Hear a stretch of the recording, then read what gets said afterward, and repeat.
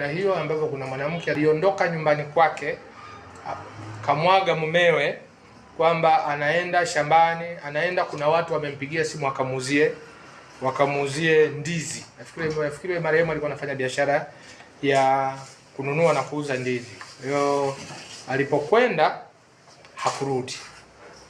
Kwa jitihada za kumtafuta zikaendelea na hatimaye jana wakafanikiwa kukutwa mwili ukiwa umefungwa kamba,